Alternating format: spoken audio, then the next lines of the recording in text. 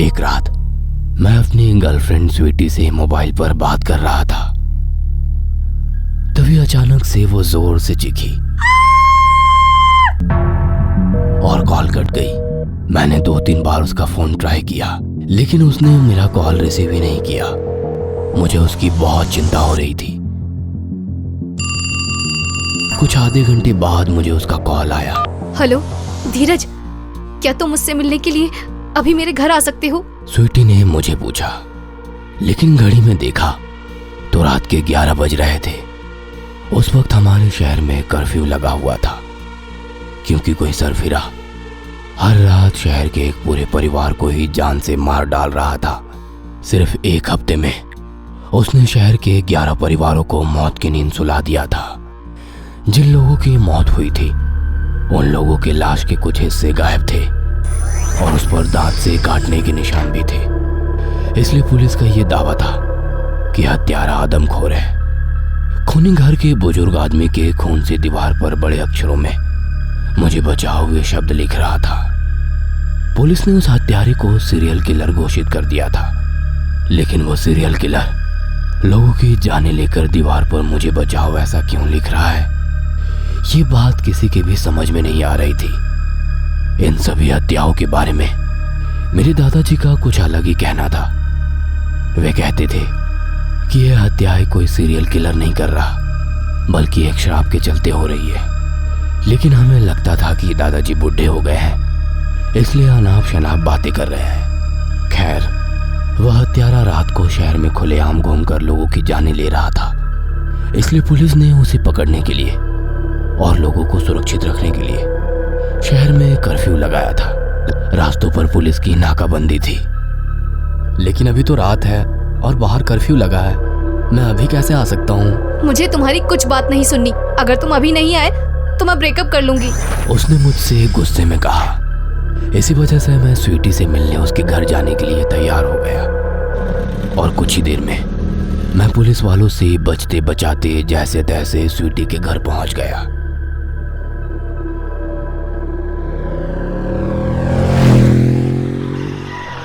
घर का गेट बंद था, इसलिए मैं कंपाउंड वॉल से कूदकर गार्डन में दाखिल हुआ। मेरी डोरबेल बजाते ही स्वीटी ने घर का दरवाजा खोला और मुझे अंदर लिया। मैंने उसके चिल्लाने की वजह पूछी तो उसने कहा कि घर में एक सांप घुस गया था। फिर उसने पूछा, मेरे हाथ का बना खाना खाओगे? वैसे तो मैं खाकर आया हूँ, पर तुमने बनाया है तो खाना ही पड़ेगा, मैंने उसे कहा। उसके बाद स्वीटी मुझे डाइनिंग टेबल पर लेकर गई। उसने टेबल पर रखी एक डिश पर से प्लेट हटाई और बोली, टड़ा! मैंने उस प्लेट में देखा तो उसमें मटन था। मैं जल्दी से कुर्सी पर बैठ गया और उसमें से एक पीस उठाकर टेस्ट किया। वाह, बहुत बढ़िया, मैं मटन चखते हुए बोला। मैंने मटन खाना शुरू कर दिया। तभी स्वीटी भी मेरे सामने वाली कुर्सी पर बैठ गई और मटन खाने लगी। यह देखकर मुझे बहुत हैरानी हुई, क्योंकि स्वीटी वेजिटेरियन थी। इसे तो मटन का नाम लेते ही उल्टियां आती थी, तो फिर वो अचानक से मटन कैसे खाने लगी? मैं मन ही मन बोला। मैं उसे देख रहा था। स्वीटी किसी भौंककर जंगली जानवर की तरह मटन की हड्डियां तोड़ रही थी। हे स्वीटी, तुम तो वेजिटेरियन हो ना, तो अचानक नॉनवेज खाना कब शुरू कर दिया? मैंने उससे पूछा। तभी स्वीटी ने मेरी तरफ देखा। उसके चेहरे पर 12 बजे हुए थे। अरे हाँ, मैं तो भूल ही गई कि मैं मटन नहीं खाती। स्वीटी ने मुझसे कहा। मैं अभी भी उसकी तरफ देख रहा था। वो एकदम चुप सी हो गई थी, मानो वो पकड़ी जा चुकी थी। उसने अपनी आंखें झुकाई। मुझे स्वीटी में कुछ गड़बड़ लग रही थी। मुझे ऐसा लग रहा था कि मानो वो मेरी स्वीटी है ही नहीं। तुम ठीक तो हो ना? हाँ, बस कुछ ठीक नहीं लग रहा। ऐसा कहते हुए स्वीटी डाइनिंग टेबल पर चक्कर खाकर गिर गई। मैंने उसके पास जाकर उसे हाथ लगाया तो वो बिल्कुल ठंडी पड़ी हुई थी। मैंने टेबल पे रखा पानी का मग उठाया, लेकिन उसमें पानी ही नहीं था। इसलिए मैं फ्रिज की तरफ भागा। मैंने जल्दी से फ्रिज खोला और मैंने जो अंदर देखा उसे देखकर मेरे रोंगटे खड़े हो गए। मैं बस फटी आंखों से देखता रह गया, क्योंकि फ्रिज में स्वीटी का कटा सर था। उसकी आंखें किसी ने नोच ली थी। उसका मुंह खोला था, लेकिन उसमें जबान नहीं थी। फ्रिज में कटे हुए हाथ पैर और बहुत सारा मांस था। अगर स्वीटी मर गई है तो फिर वो कौन है? मैंने मन ही मन कहा। मैंने धीरे धीरे अपनी गर्दन डाइनिंग टेबल की ओर घुमाई और मेरे पैरों तले जमीन खिसक गई, क्योंकि वो बिल्कुल मेरी आंखों के सामने खड़ी थी। उसके लंबे बाल थे और बिना आंखों वाला चेहरा था। उसके दांत डायन जैसे नुकीले और मुंह से बाहर निकले हुए थे और होठ खून से सने हुए थे।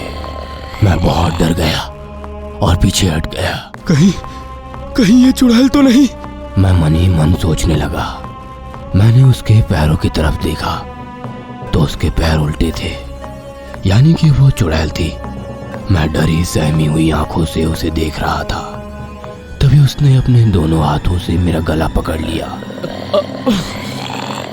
और मुझे उठाकर दीवार पे दे मारा। मैं दीवार पर लगे फर्नीचर से टकराकर नीचे गिर गया। मैंने उस डायन की तरफ देखा तो उसके हाथ में अब चाकू था। मेरे समझ में कुछ भी नहीं आ रहा था। जैसे ही उसे पता चला कि मैं उठ गया हूं, वह मुझे मारने के लिए मेरी तरफ भागी। उसने मेरे सीने में चाकू मारना चाहा, लेकिन मैं थोड़ा सा हट गया और वो चाकू मेरे कंधे में फंस गया। मैं जोर से चिल्लाया। मेरे कंधे में से खून निकल रहा था और वो डायन मेरी आंखों में देखकर मेरे अंदर का डर देख रही थी। उसने अपना पूरा जबड़ा खोला और मेरी गर्दन को काटने ही वाली थी कि मैंने उसे दूर ढकेल दिया। वह डायन फिर से उठकर मेरे ऊपर झपटने ही वाली थी कि तभी मैंने पासी का कुकर उठाया और उसके सिर में दे मारा। वैसे वो नीचे गिर गई। वक्त पाकर मैं किचन के बाहर भागा और किचन का दरवाजा बाहर से बंद कर दिया। मैं सामने के दरवाजे की तरफ गया और उसे खोलने की कोशिश की, लेकिन वो दरवाजा खुल ही नहीं रहा था।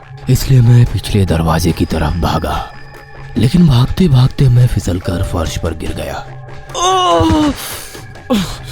मैं खून पर फिसलकर गिरा हुआ था। पूरे फर्श पर खून फैला हुआ था। वह खून जिस तरफ से आ रहा था, मैंने उस तरफ देखा और मेरी रूह कांप उठी, क्योंकि वहां पर स्वीटी के बूढ़े दादाजी की लाश पड़ी हुई थी। उनके छाती पर बड़ा सा होल था। शायद उस चुड़ैल ने उनका दिल निकाल लिया था और उनकी आंखें भी नोच ली थी। और उसी कमरे की दीवार पर खून से लिखा हुआ था, मुझे बचाओ। मैं जैसे तैसे उठकर वहां से भागा। घर का पिछला दरवाजा बिल्कुल खुला था। मैं वहां से बाहर निकला और दरवाजा बंद करके गार्डन में पहुंचा, लेकिन भागते भागते मैं किसी चीज से टकरा गया और नीचे गिर गया। मैं किसी की बॉडी से टकराया था। कौन है? कौन है? एक औरत की आवाज आई और वो औरत जमीन पर गिरी हुई थी और उसके पेट से खून निकल रहा था। मैंने जब उसके चेहरे की तरफ देखा तो उसकी आंखें नहीं थी, और हैरानी की बात तो ये थी कि वो स्वीटी की माँ थी। मैं हूँ आंटी जी, स्वीटी का दोस्त। मैंने जवाब दिया। तब वो बोली, बेटे, मुझे बचाओ, मैं तुम्हारे पैर पड़ती हूँ, मुझे बचा लो। लेकिन आंटी जी, ये सब कैसे हुआ? और वो औरत कौन है? मैंने आंटी जी से पूछा।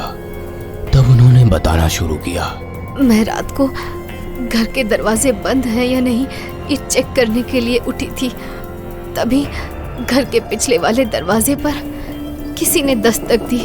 जब मैंने पूछा कौन है, तो स्वीटी ने जवाब दिया।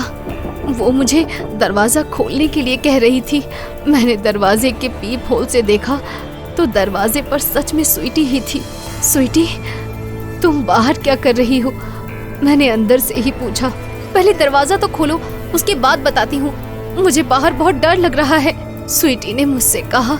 इसलिए मैंने जल्दी से दरवाजा खोल दिया और जैसे ही मैंने दरवाजा खोला, स्वीटी ने मेरे पेट में चाकू घोंप दिया।